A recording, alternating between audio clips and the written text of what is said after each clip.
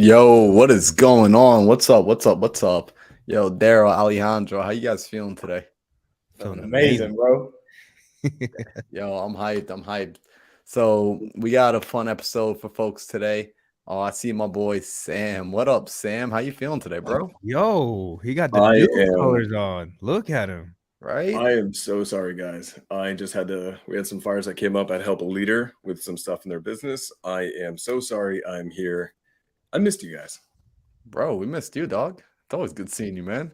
Yo, we get it. We are all business owners, and this is what business is. Business is solving problems as they arise. All right. So I'm excited for today's episode because today's episode, we're talking about the 5 things that people need to know getting ready for the real estate market of 2023.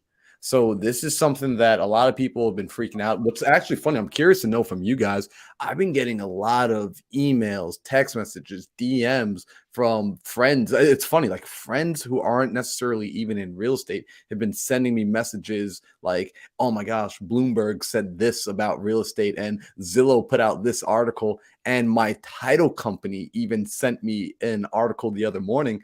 And I was like, oh man, my title company is sending me something. Maybe I should take a look at it. Maybe it's like crazy critical. But I'm like, yeah, if you've been doing this business with the right mindset, and if you're actually doing this business as a high level investor, you already saw this. Like you saw the writing on the wall for the last few months that the market is changing. The market already has changed. So today we want to talk about what you need to know so that you can continue to thrive in this coming market. So we came up with 5 things here that ultimately we want to make sure that you guys got locked in. And I'm just getting some fun text messages up here. So, what I want to do is I want to start it off with something. I want to jump right into the meat and potatoes of it. Like, if that's cool, if my brothers give me the thumbs up, like, am I good to jump right into the meat and potatoes of this today? Absolutely. Let's Heck go. yeah, man. Just don't hold back. Don't hold back on that value, bro. You better Give go me the ham. Yo, nitty gritty, man. of course. So check this out. The first thing I want to let everyone understand is this coming market, we are going to see what we feel is, let's just call it a correction, right? Because understand that the markets move in cycles.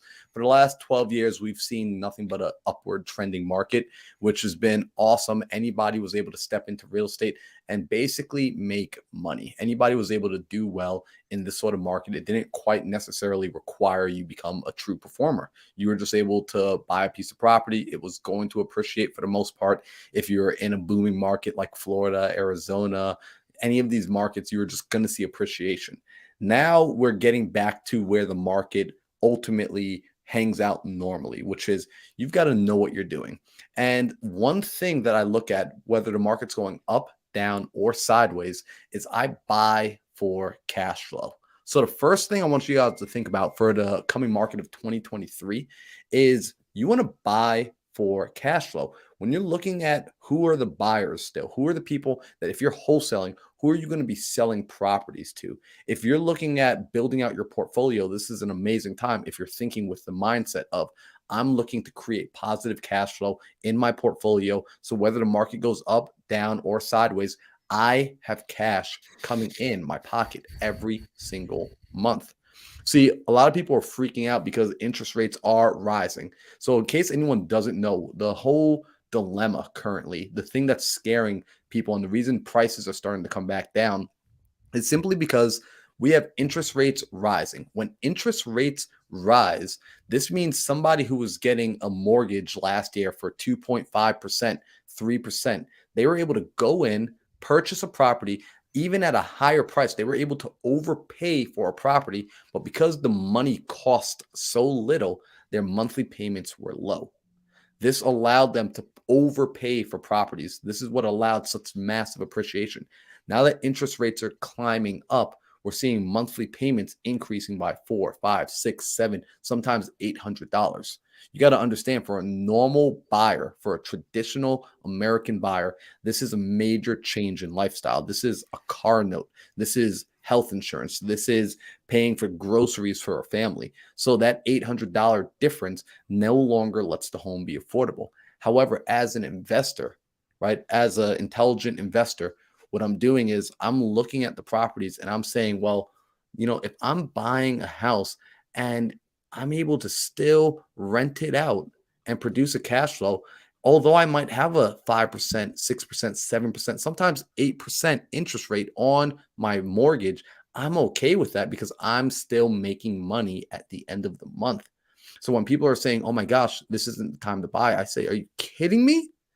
This is the best time to buy. This just became a buyer's market. I've been waiting for this since I got into real estate. I've only read about this. I haven't gotten to participate in this sort of market cycle yet, right? We've seen in our history, since 1970s, in the 70s, interest rates were in the double digits. And guess what?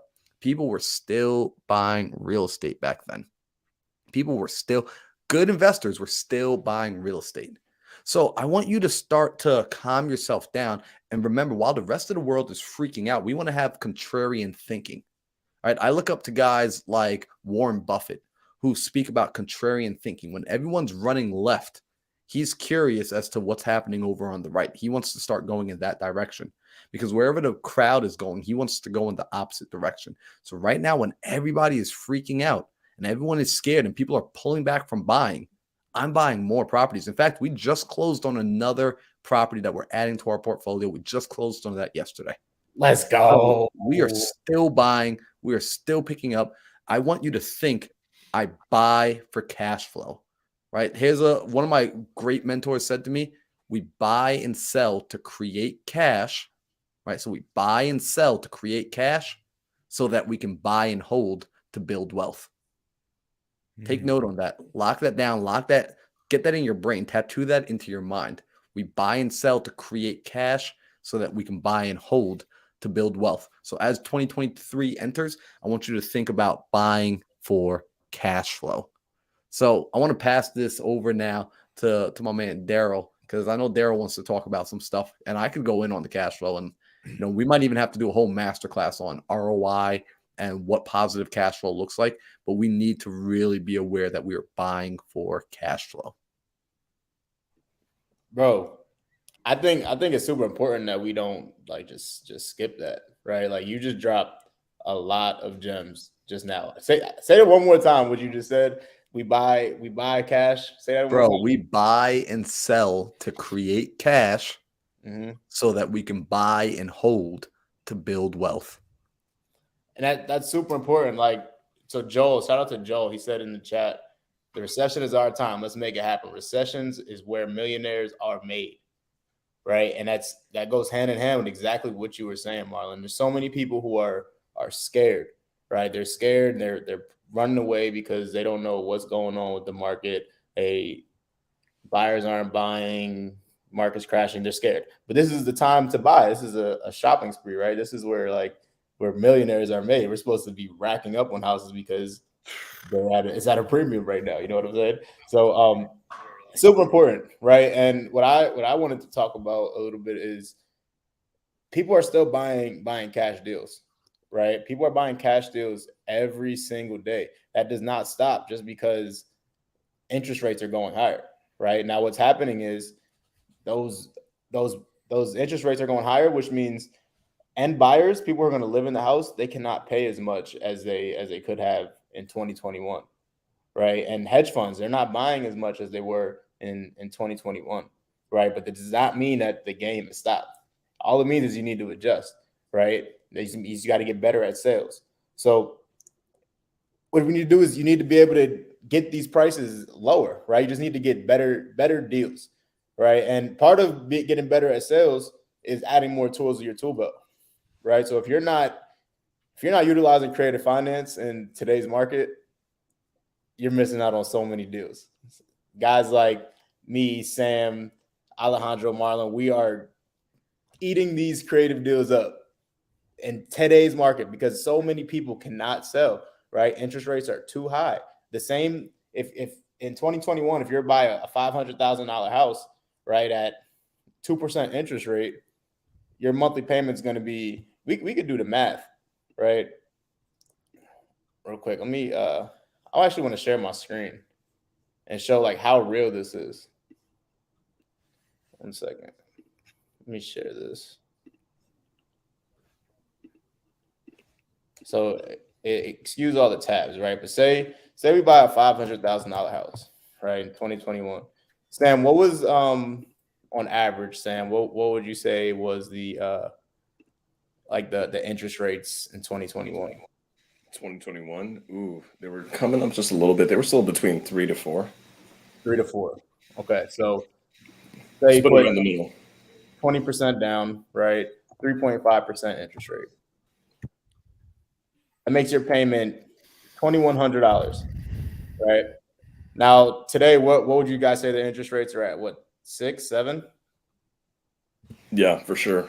6, 7. If you're an investor, and guys, remember that's always going to depending on your experience level. For the newer folks, that rate may also be a little bit higher. But yeah, 6s and 7s right now. Okay, so let's say 6.5, not 65. All right, so 2,900, almost $3,000, right? So remember we said 3.5 at first, 2,100. That goes up almost $800, right? I don't know about y'all, but $800 is a lot of money, especially for a family who's going to move into a house. They're going to live there. They have a family, right? So they cannot make that same payment, right? In order to be able to make that payment, they need to lower the price, right? You need to buy that same $500,000 house for about probably around like $400,000, right? So that's why buyers, they're not really slowing down, but they're being a lot more conservative, right? So one thing that you need to do is you need to get better at sales, right? You need to be able to talk these sellers down from their crazy high asking price to what it makes sense for us, right? You need to show them why we need to buy these properties at this price. Second, you need to have your buyers in place, right? You need to know your buyers. You need to understand why your buyers are buying the way they are, right? Ask them. So what's got you doing this? Like in today's market, right? How are you evaluating these properties? Just so I know, so I can bring you the right stuff, right? I don't want to bring you crap, right? So you need to be able to talk to your buyers. And 3, I would say, learn creative financing, right? We have so many deals under contract just creatively, and not because we're searching for creative finance, it's because that's the solution that solves their problem, right? We never force it. That's just a tool that we have in our tool belt. And if creative solves their problem, that's what we use, right? So in 2023, make sure you're utilizing those 3 things. You're getting better at sales, getting deeper discounts, right? You're learning creative finance, and you're talking to your buyers, understanding where they're at, why they're buying what they're buying. Yeah, and I want to add on to that because Daryl's absolutely right. Like, if anyone thinks that buyers aren't buying cash, I mean, I just bought 2 properties in the last 5 days, and I bought both of them cash. So recognize that your buyers are still buying, and if somebody were to have a conversation with me, they would find out. And I picked up both of these deals from wholesalers, just so everyone's clear, right? So I picked up both of these deals from wholesalers, and what's happening is I'm buying my deals deeper. So the main thing is, like Daryl said, is I'm just looking for true deals where last year you were able to contract things that weren't actually deals because everybody was playing the appreciation game. See, they're playing the game of buy high, sell higher, right? That's not the real game though. The real game is buy low, sell high. So I'm looking for properties where I'm getting in at 40% ARV, right?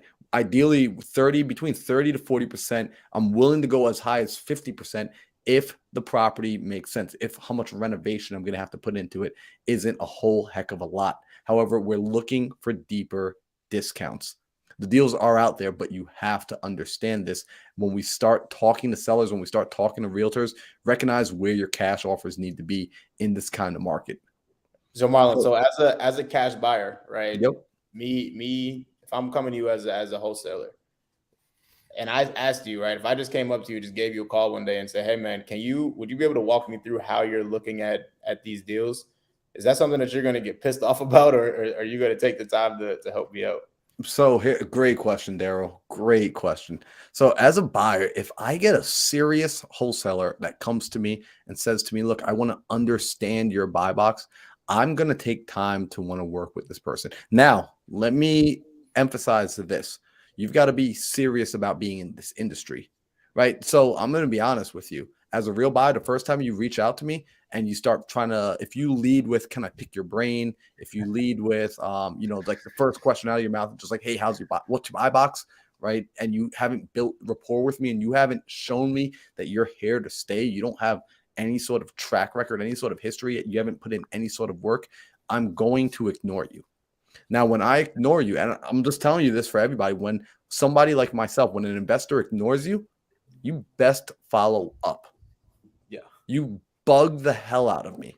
Because if you're willing to be that annoying to me, I know you're going to be that persistent when you go out into the marketplace, when you go out looking for deals, when you're out talking to realtors, when you're out talking to homeowners, when people are slamming the door and hanging up the phone on you, I know you're going to keep going because you have ambition.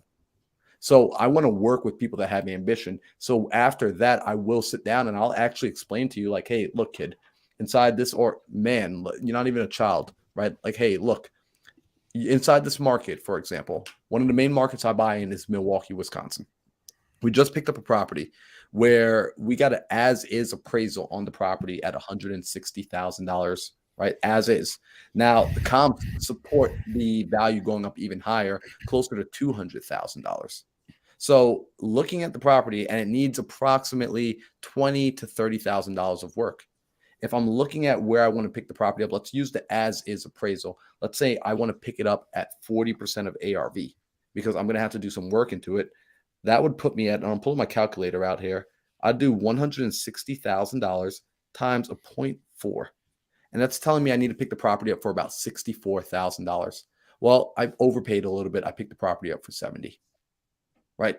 So I'm still able to get in very deep. Now, why do I want to pick the property up there? It provides me as an investor with options.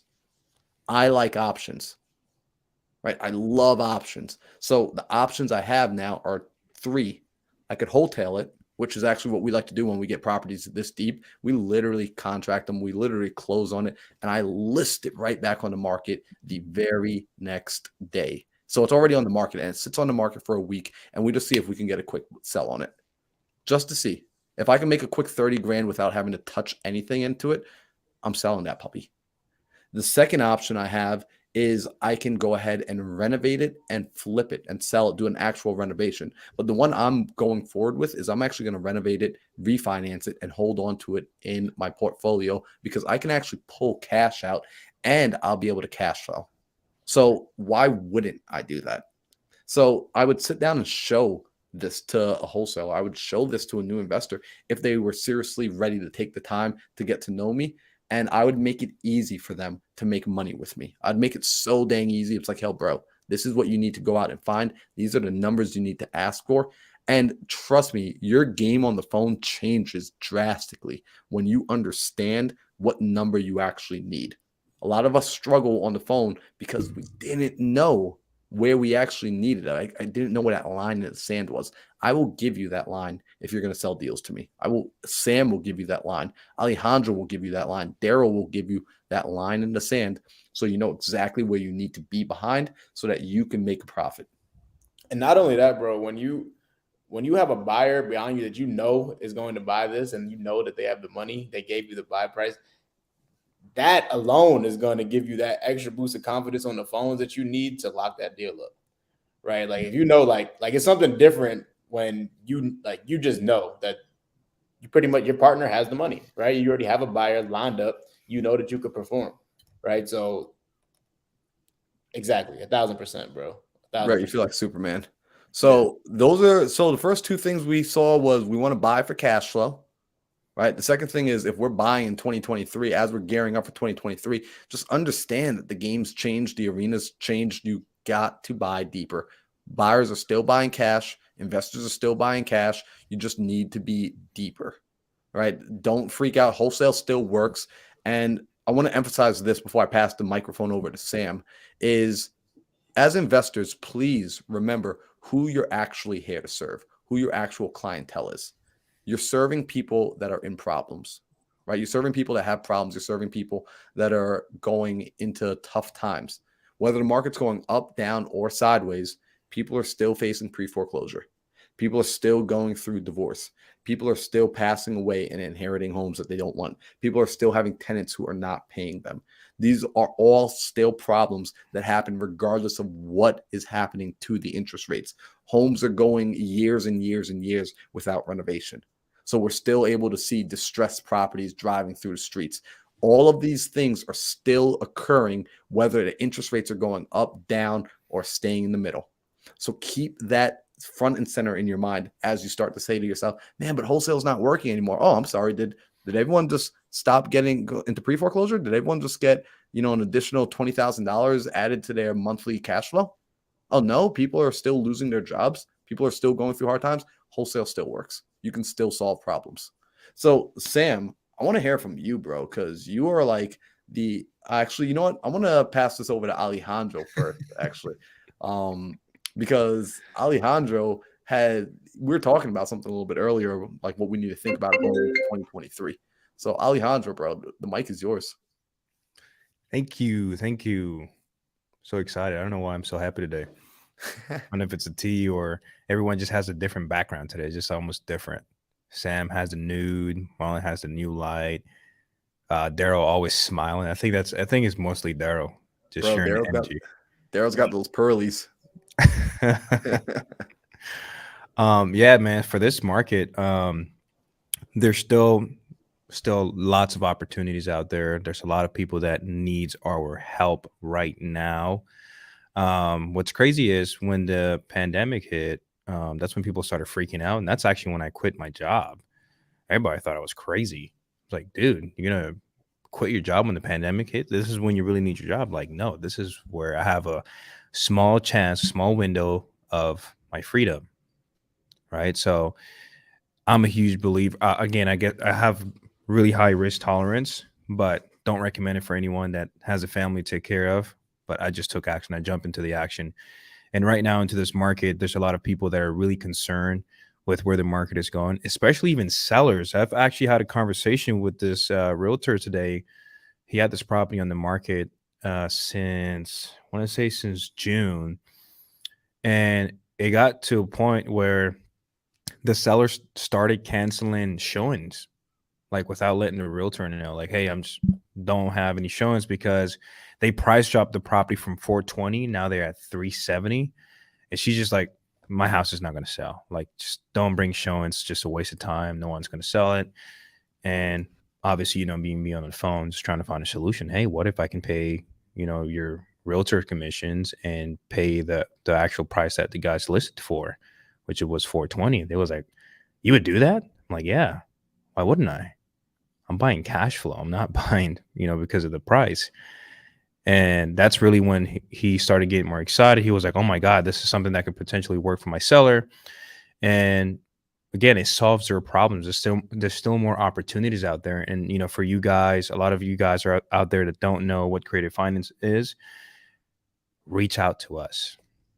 There's no need to stress yourself out and figure out how to pitch terms or pitch creative finance to realtors. Reach out to Sam, reach out to Marlon, reach out to myself, Daryl, and we will help you. If you have someone that has a property on the market and they just can't sell it, tell them, hey, what about these options? And when they ask you, well, how does that work? Well, I'm not the expert, but my partner is. He's buying, a lot of properties on creative finance, and I would love to schedule a call with you guys. And that's initially what you should do.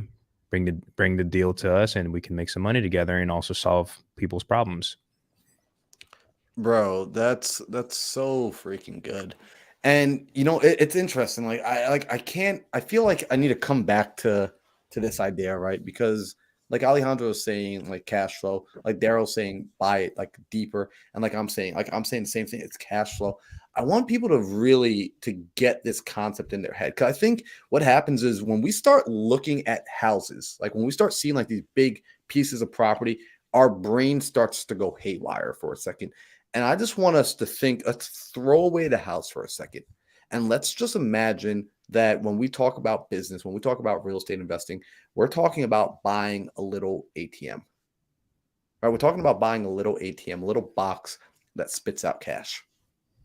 Right? And every single month, this little box is going to spit out cash to you. And let's just say, for example, that this little box spit out $300 a month to you. Every single month, it just gave you $300. And I want you to think about this when you're starting to look at properties. I want you to think about this whenever you look at a house, when you're like, man, like real estate, like, but because like people will talk to me and they'll start to tell me the story about the house. Oh my gosh, like they had a dog and the dog, bit up the backyard tree. And I'm like, none of that matters to me because I want to understand the numbers. How much money does this little box spit out at the end of every month? Oh, cool. So the box spits out $300 a month. Awesome. How many people would want this box? Right? Like, matter of fact, if you're on YouTube right now, because we got the YouTube comments going off, throw a 1 in the YouTube box in the comment section if you would buy a box that gave you $300 every single month. How many of you would want that box? Right? Put a 1 in the chat. I know I would. Right? Let me get that box. Right? Let me get that box.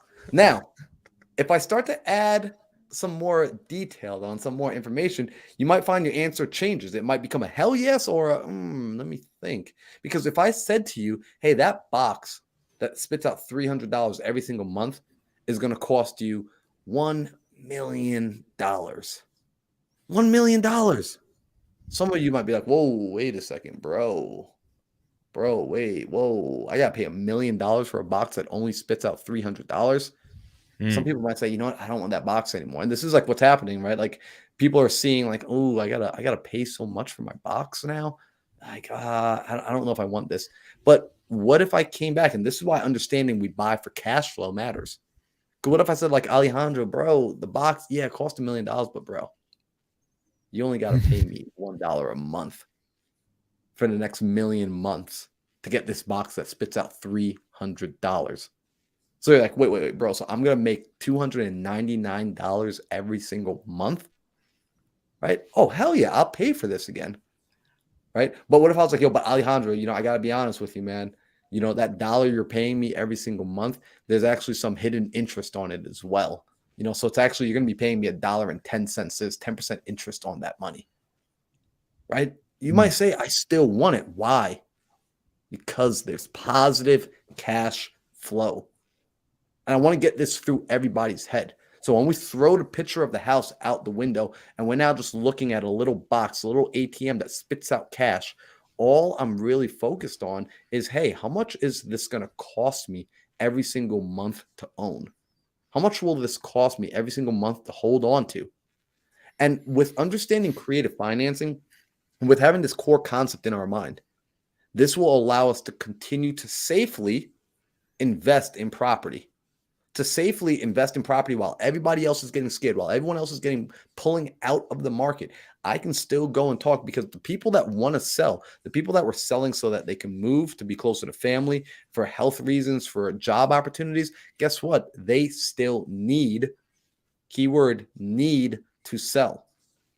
I can still solve a problem in 2023 when everybody else is getting frigid. And if you're watching the Think Big podcast, I need you to think bigger. I cannot allow you. We would not be doing our job if we allowed you to think small like traditional America.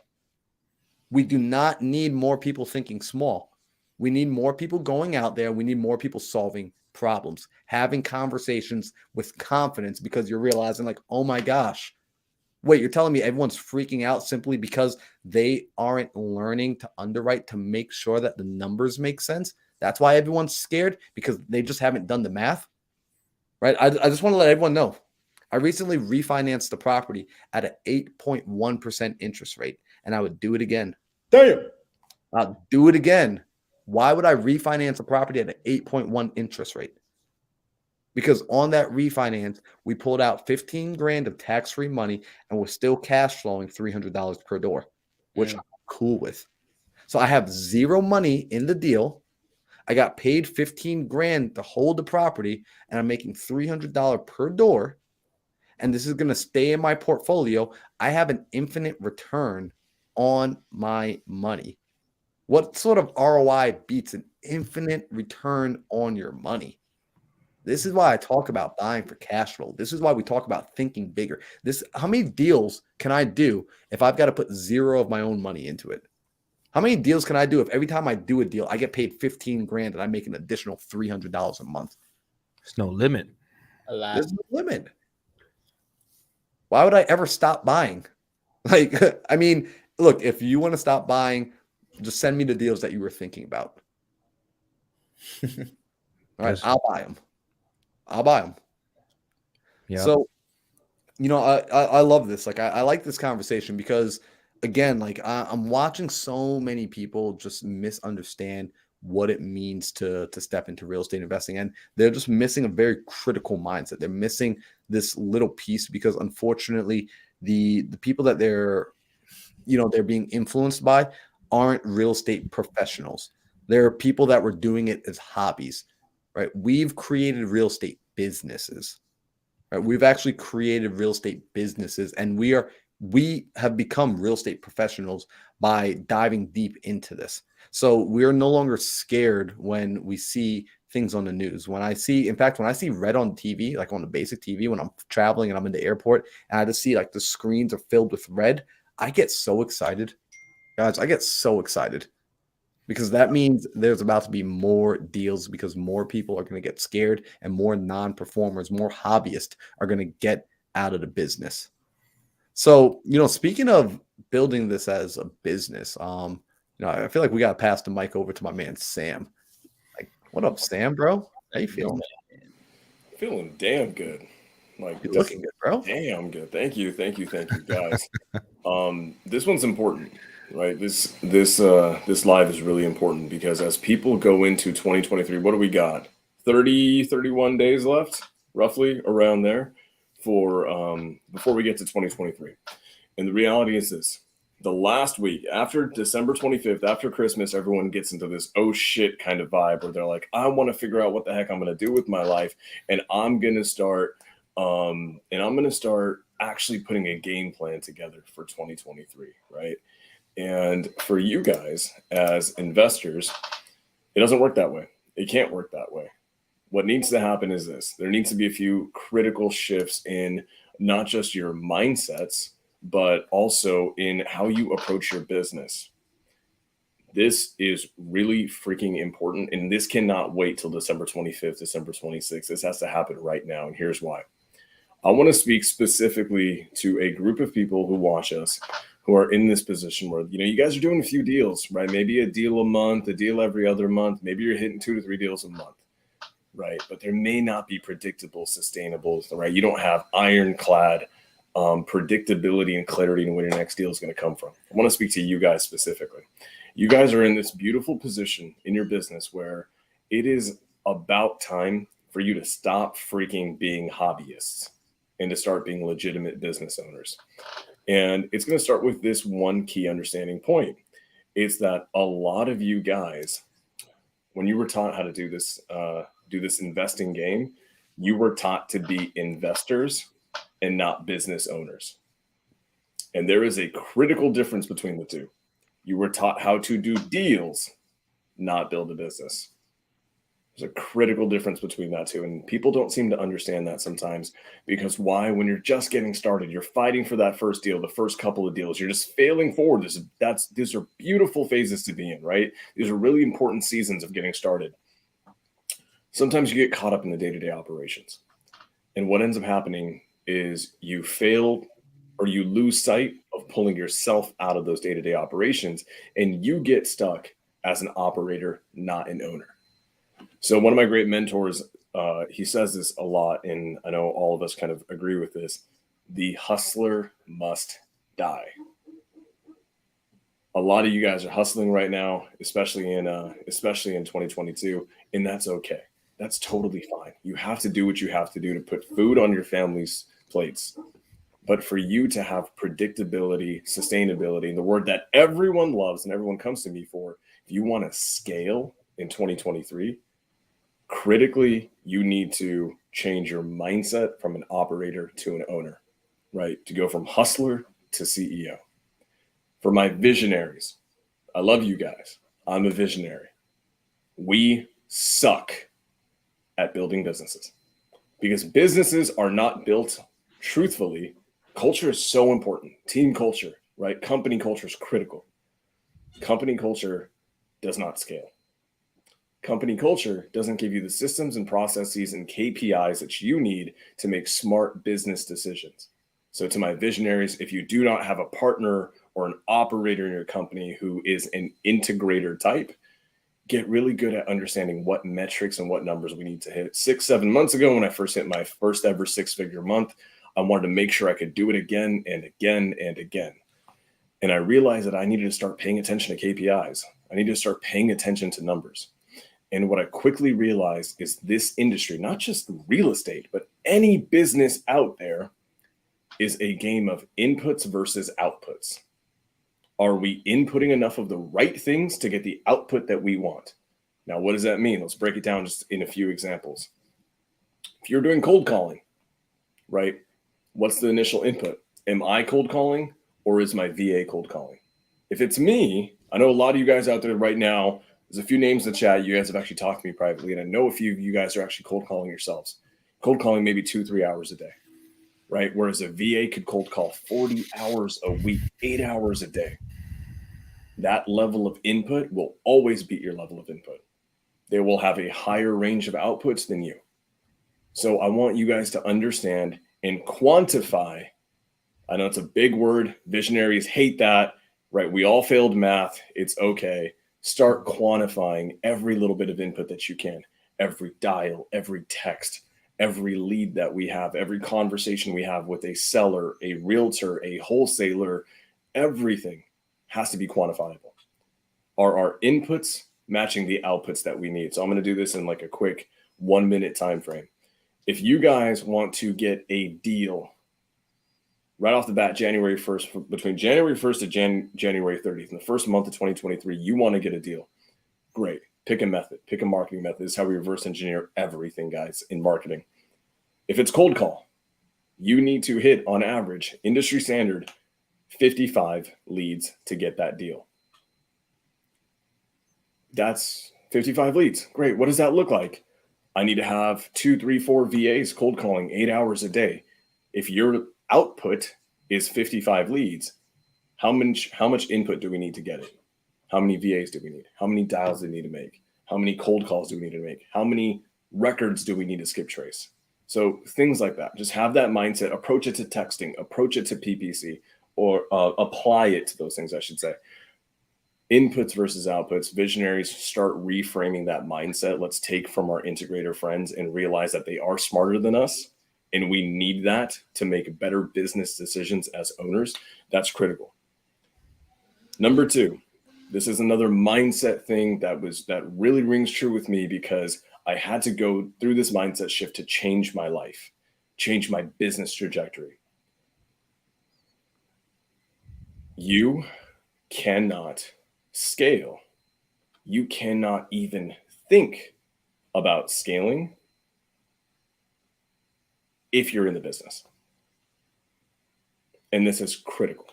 This is absolutely critical. I'm working on it extensively in my company right now. It's something that we're doing a lot of, and I want you guys to pay attention to this. Pay attention to it this way. When you are in the season of learning this industry, right? You're watching podcasts like this, you're consuming a lot of content, you're learning how to talk to sellers, you're brushing up on your sales skills, right? You're making some cold calls, doing some lead management, this, that, and the other. You are doing deals. Quickly understand and identify if the activities that you are doing, are you doing a deal? Are you doing deals? Or are you building your business? And there's a key difference to those things. There's absolutely a key difference. So if you are pounding the pavement, right, you're at your desk, you're hammering out seller calls, right? You got your phone out, you're hammering out seller calls, talking to realtors, trying to get a lead in, trying to close a deal. You are doing deals. When you are interviewing people to bring in as lead managers, you're interviewing potential closers, you're putting systems and processes in place to onboard other people, to scale different metrics. If you're trying to secure a larger budget to put into marketing, that is building a business. Going into 2023, I want everyone to start placing a greater emphasis, not on doing more deals, but on building a business. Everyone wants to do 20 deals a month. Everybody wants to do 20, 30, 40, 50, 100 deals a month. You won't be able to do that many deals by focusing on doing deals. You'll be able to do that many deals by focusing on building your business. And in order to do that, you have to remove yourself. You have to basically fire yourself. So identify where you're at in your business right now. So are you a closer in your own business? Are you a lead generator in your own business? Are you a TC, a dispo manager? What are you in your business? And whatever the heck you are, put that down on paper, step by step. Itemize what that business looks or what that position looks like. Set out roles and responsibilities in a step-by-step manner. Create a freaking flow chart. Right? And if you don't know how to do that, go pay someone $5 or $10 to do it for you. It's actually really freaking easy. What you're doing is you're creating an SOP. This is a standard operating procedure. So when you can go and then bring someone else into your business, right? Maybe it's a sub-2 student, a TTP student, an Astro student. Maybe it's a friend from high school, whoever it is. You bring them in, you give them that SOP, right? That has a step-by-step instruction manual on how to do this job. Congratulations, you fired yourself from that position. Now you are free to solve higher level problems in your company. When you go and do that, maybe now you've elevated to being a closer, you've elevated to being a dispo manager in your company or a sales manager. You're going to do the exact same thing. You're going to itemize everything step by step, communicate it at a 3rd grade level. Then you bring someone else in, give them that manual and say, go to work. Congrats, you have fired yourself from that position. Go solve higher level problems. This is how you go from hustler to CEO. Yo, I love that. And Sam, I'm thinking out loud for some of the people that are watching and they're having this thought process of, but yo, Sam, what if I don't have time to work on my business? Like, what would you say to a person that comes to you and says, like, yo, but Sam, there's only 24 hours in a day. Like, I just don't have the time to work on my systems and to work on my processes and to do that kind of stuff. I got to respond to the calls and what would you say to a person that believes they don't have the time to work on their business?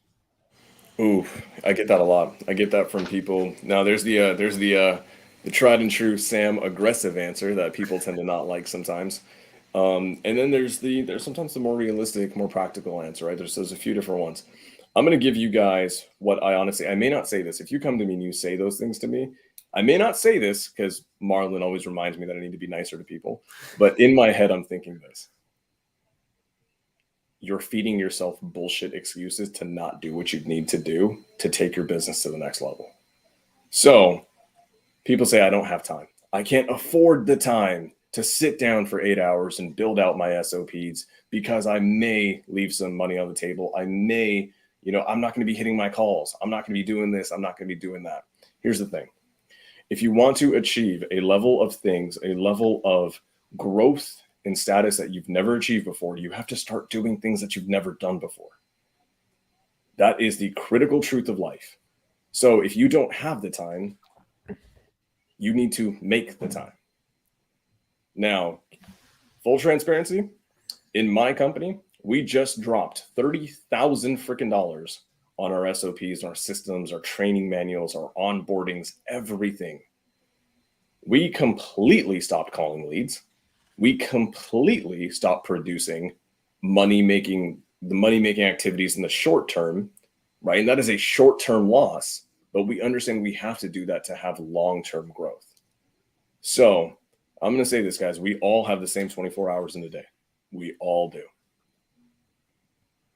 And I want everybody to understand something that Sam just said. And I want them to look at it from an analogy of this. Sam is talking about essentially building his foundation. And imagine if I said, look, buddy, your foundation is really screwed up. And I know you started building this skyscraper, right? And you're saying like, no, but we must continue building the skyscraper. And I'm telling you that your foundation is on sand right now. I'm telling you that your foundation is not sturdy. Would you still continue to build and stack on top of that unsturdy foundation? Or would you stop what you're doing? Because now that you know better, you do better.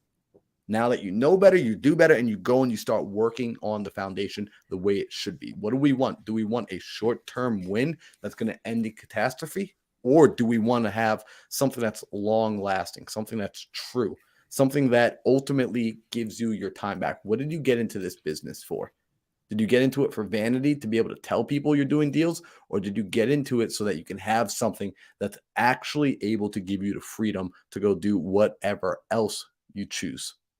So, Sam, I love that. And Sam, I want to ask one more question, while we're on this topic, which is I want to know from you, why is now like we're stepping into essentially what was going to be a little bit of a market correction. I don't like to use negative words and say like a downturn or things of that nature, but we're starting to see a correction in the market.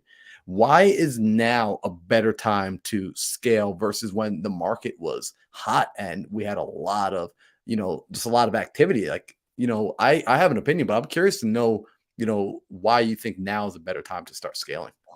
I love it. I love it. I love that. And I love the fact that you want to steer away from using negative words, right? Because words have meanings and words have connotations that can influence the way that we process things and how we think. And this is really freaking critical. Guess what? We're going to have a market correction. Other people, they don't listen to Marlon, right? Other newer investors, they don't listen to Marlon with his positivity. They listen to people who are fear mongerers, right? And they're listening to the words crash, downturn. Really, crash is the big one, right? Recession. They're afraid, right? They're afraid of the market. They're afraid that their property values are going down drastically. So if I'm a wholesaler, my $15,000 assignment is going to be a $7,000 if I'm lucky. So why the hell should I market in the first place? Guess what, guys?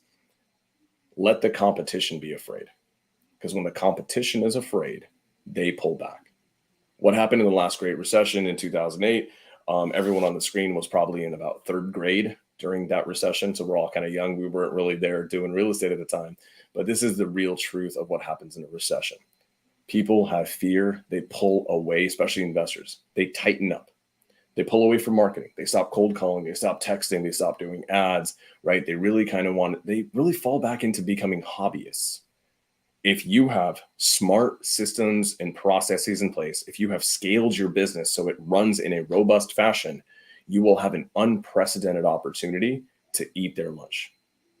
When they pull away and they stop marketing, guess what, guys? Pick a market, any market. Let's just say it's Dallas, Texas. Maybe not Dallas, Texas, because I'm there, Alejandro's there. Well, you can't compete with us, but I'm just kidding. Let's just say it's Austin, Texas, right? Austin, Texas, it's a great market. In a quote unquote recession where everyone's afraid, let's just say 30 to 40% of the wholesalers stop marketing directly to sellers. It's a beautiful opportunity for you. Yep. Have clean systems, strong processes, be efficient with your budget, know where every single penny that you are spending is going, and then double down on that because your competition's walking away. When the market has stabilized and it feels a little bit safe again and they feel comfortable and they're decided they shouldn't have probably spent the last year walking away, they want to come back in, they won't be able to because you are now dominating market share.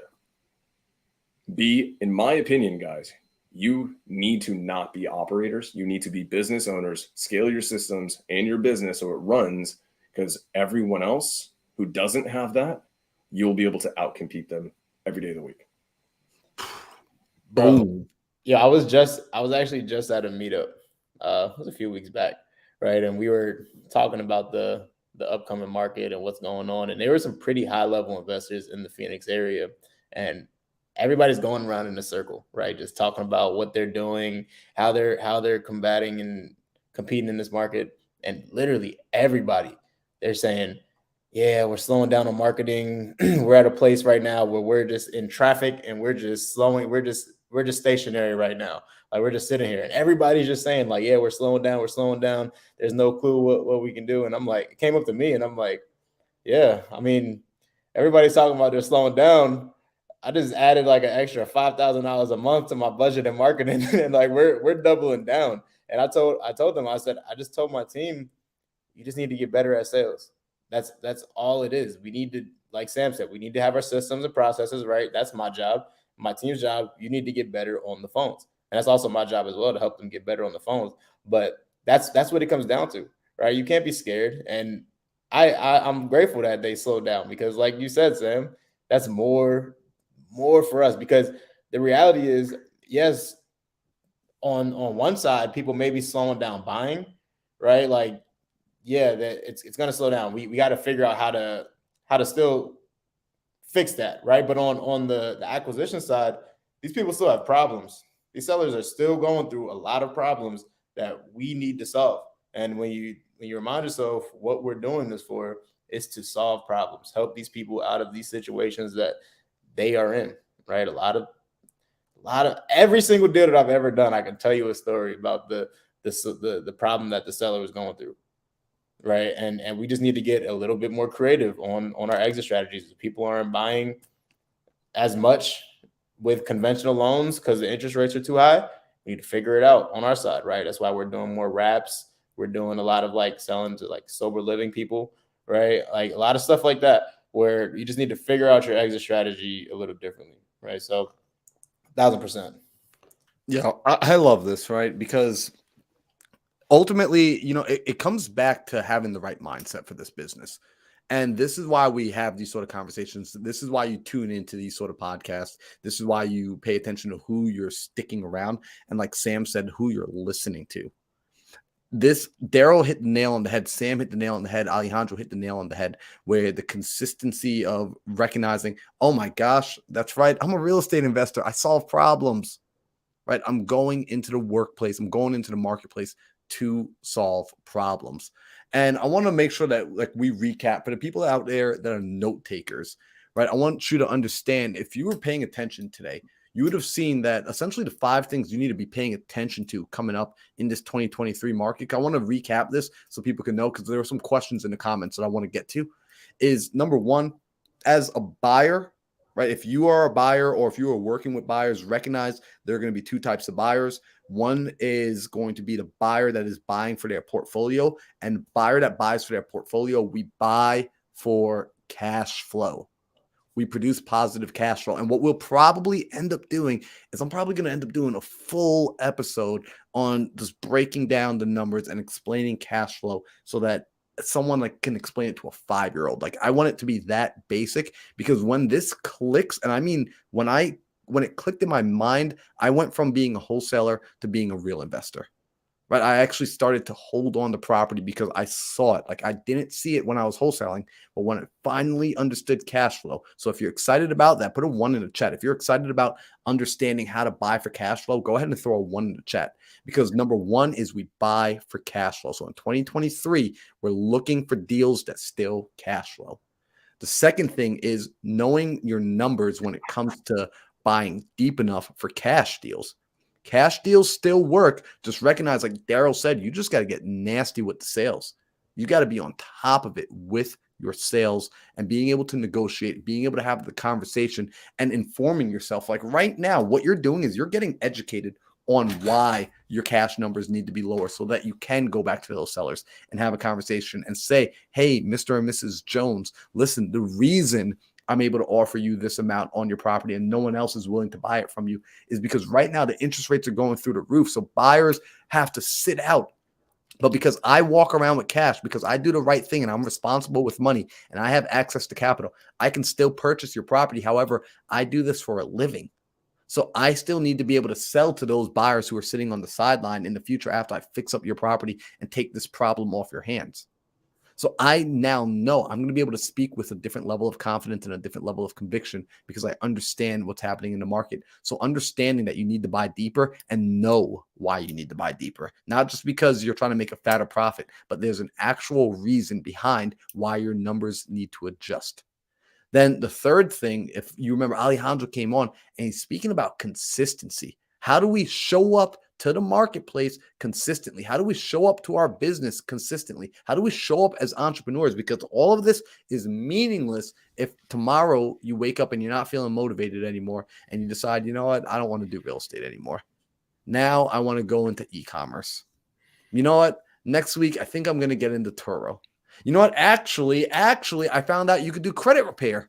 And all of these things are great, but none of them are great if you don't stick with it.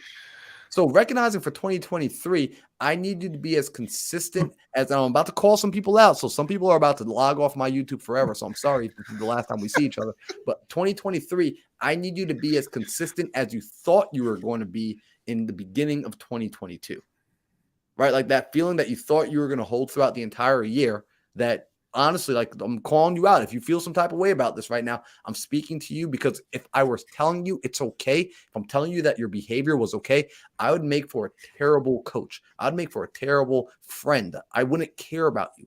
I'm calling you out. If you weren't consistent last year, time to get better.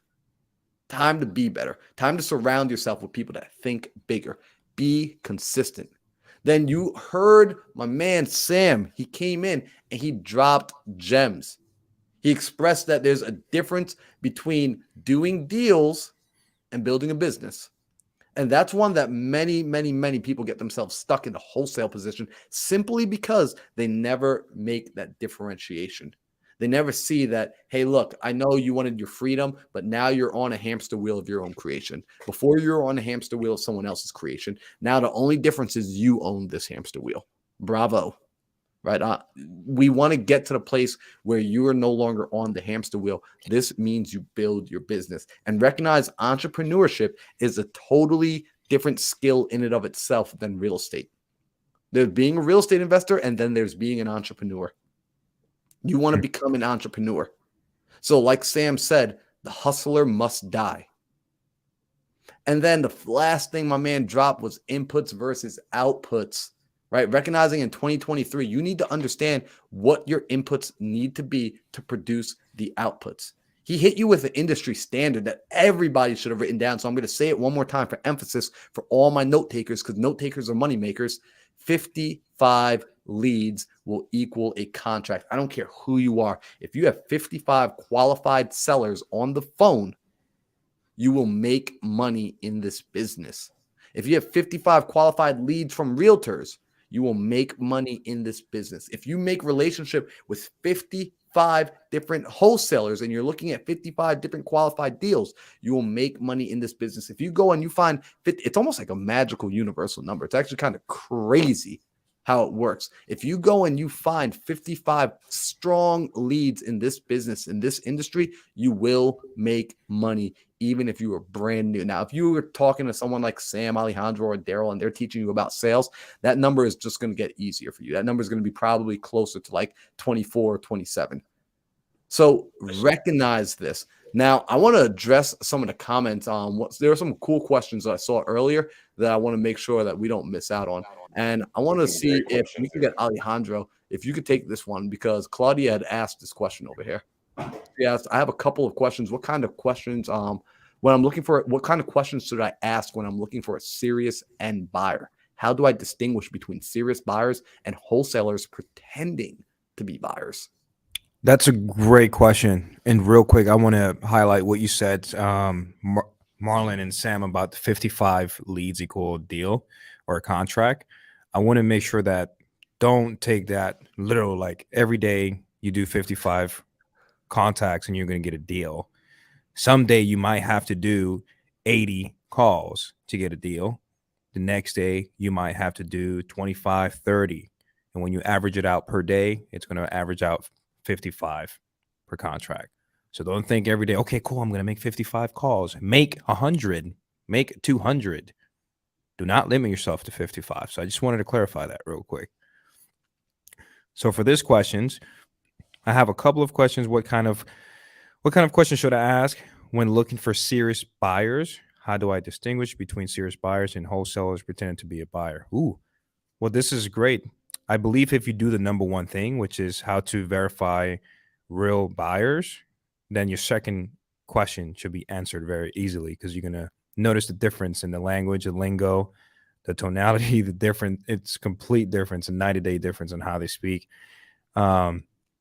And something that I do, if you have access, we all have access to technology. Ask the buyer specific questions. How many properties do you own? Where do you buy? What's your entity name? Hey, if you have an entity, you can take that entity name, place it in the public records, and you can see how many properties that entity owns. I've done this multiple times when I'm being really sketchy about buyers. Like, let me figure out your entity. And funny enough, the guy owns like over 50 properties in that city, in that county. So that's something you can do. And how to distinguish between serious buyers and a wholesaler pretending to be a buyer? Well, that's, again, once you get that first question answered, it should be really simple to verify that. But you can always ask. I like to have full transparent conversations like, hey, I really need a buyer that is going to take this property down because I really need to help the seller. Are you buying with cash? Are you buying with hard money? Now, a lot of, even legit buyers are buying with hard money, but ask those questions. Where are you getting this funding from? Do you have the funds? Do you have the verified funds? Are you sure you're going to be able to close on this? Well, I have to check with my hard money. That's a sign that that might not be a serious buyer for you. Yeah. That's a sign. Be really careful. But if they tell you, oh, this is done. Just I've done this multiple times. Let's sign it. Here are the deals I've done. I've had buyers that show me their fix and flips. You know, they send me links to their Zillow. This is a flip I've done. And again, how can you find that out? By building rapport. Mm-hmm. Don't make this an interview. Have a conversation. Have a regular conversation. People tend to ask questions after questions after questions. Like, I don't like being on the phone when people are interviewing me. Let's have a conversation. What are you looking to accomplish? Let's see if our vision can align together and we can do business together.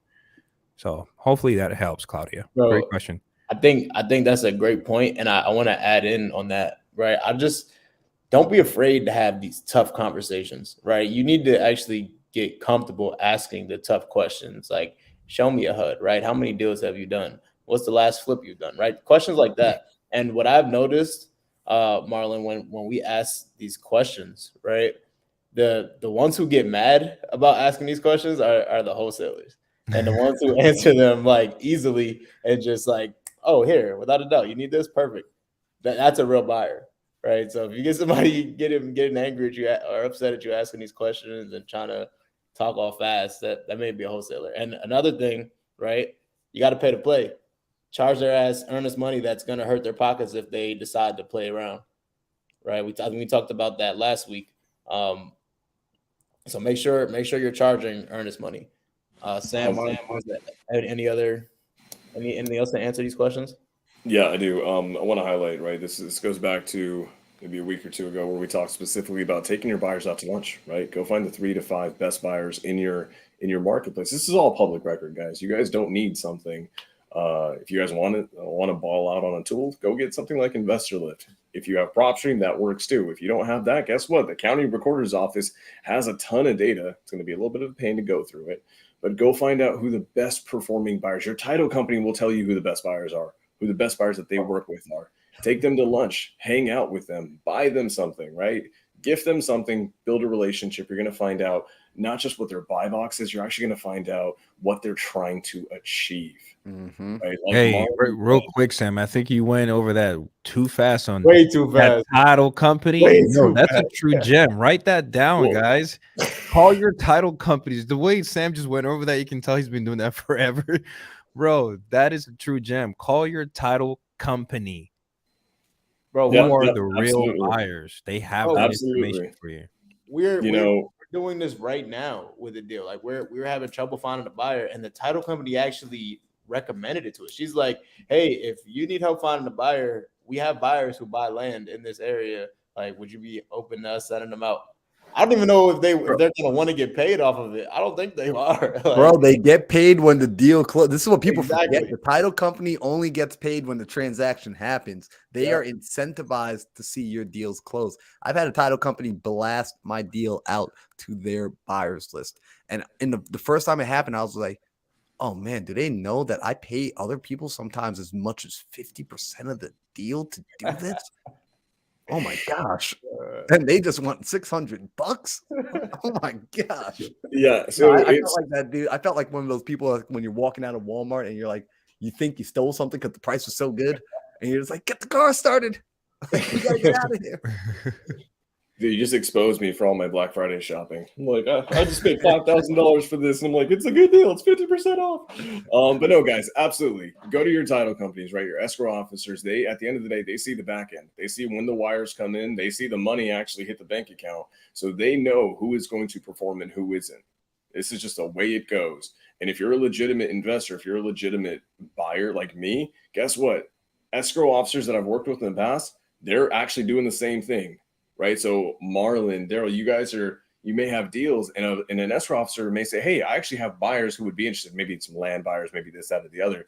I have an escrow officer who's actually sending me wholesalers. I'm on the other side of it. Why? Because they've seen me transact. So it's public record. You can ball out on some systems like some PropStream, like InvestorLift. You can call some title companies for free, right? They want to make those connections. They make money. There is money in connecting, folks. There absolutely is. So know your buyers, build relationships with them. Don't be transactional. You want to know what their buy box is. That's important. But what's more important is what are they trying to achieve with that buy box, right? What are their motivations? What, like, they may be trying to leave their job. They may be trying to hit a certain amount of cash flow a month number because they want to buy a Lambo. Like, whatever it is, help them get to that goal and keep them close. That is absolutely freaking amazing. And this goes down to, how you can vet these folks. The reality is, when you're sending out a deal and you're afraid that it's maybe a wholesaler, ask them specifically, right? If it's a rental, what cash on cash are you looking for? Wholesaler is never going to be able to answer that question.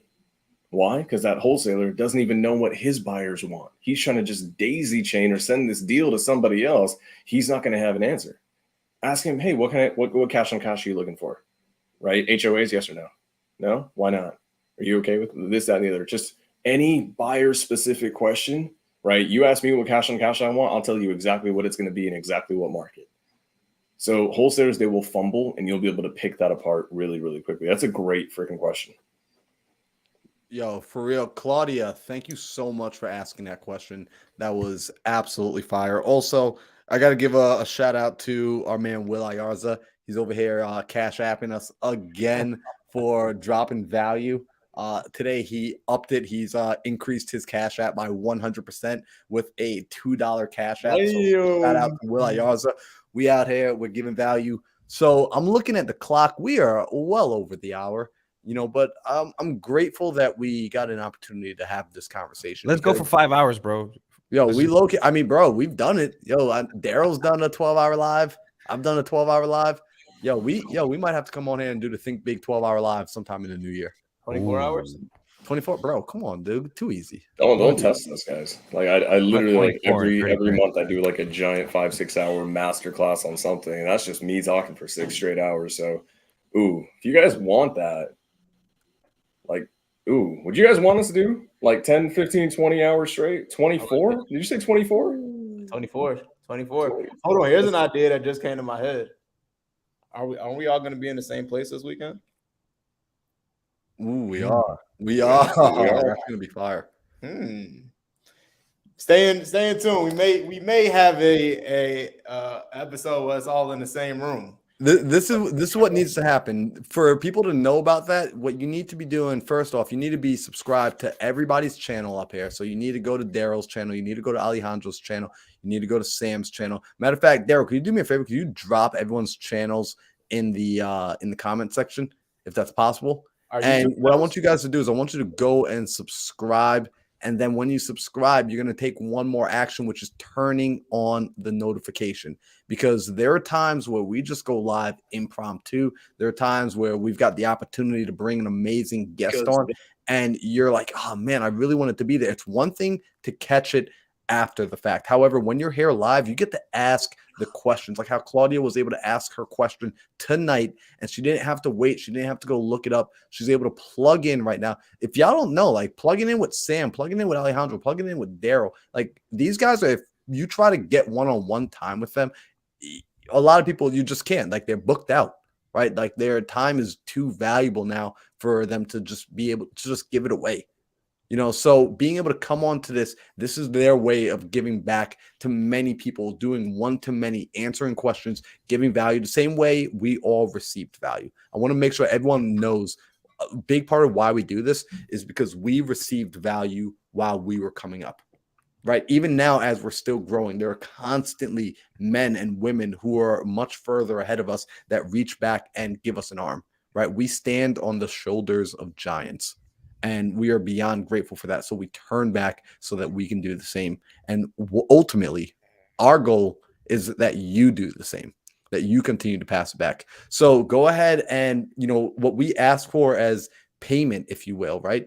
What we ask for as payment for viewing this show, for tuning in, is that you like, subscribe, turn the notification on, and share this out with somebody who needs it. Share this episode with somebody who's going to receive value from it. That is admission to the show. So from now on, when we start the show, I'm going to remind everybody about the admission. And before we leave the show, I'm going to make sure that you've paid your admission. This is working on the honor system, y'all. Yo, so I tried to drop the YouTube channels in the side chat. It was an epic fail. So here's what we'll do, right? In the description, all of our Instagrams are on there, right? Go to all of our Instagrams, hit the link in all of our bios, because we all have our YouTube channels in our bios, and subscribe. Make sure you hit the reminders. Make sure you like these videos. Make sure you literally subscribe and put it in your calendar. Every Tuesday, 5 o'clock Arizona time, Think Big podcast. We'll be here. Fellas, you guys have any parting words? See y'all next week, man. Always super grateful to have you guys showing up. For those who didn't get a chance to see it live, turn on your radio, put your Bluetooth on, and just take in the knowledge. Promise you this will be all worth it. And again, share it with your friends, share it with anyone. Of course, if you believe you found value in this video, if you didn't, no problem. I understand. But if you did, please share it, subscribe, hit the notification bell, and there will be a lot more to come. Hey, one more thing. I actually put in the description as well. If you guys got value out of this, make sure you take a picture here, take a screenshot, something, right? Put it on your story, tag all 4 of us, and drop one gem that you learned today. Tag a friend, tag your mama, tag your brother, tag your cousin, and tell them to come on, man. Ooh, that's fire. There we go, guys. Last thing I'll say is this. Keep showing up. Show up for us. Show up for the Think Big podcast. More importantly, show up for your business. You guys keep doing that, you guys are going to win massively. So until next week, folks, or maybe until this weekend. Ooh, I'm excited for this weekend. Stay tuned, folks. We'll see you soon.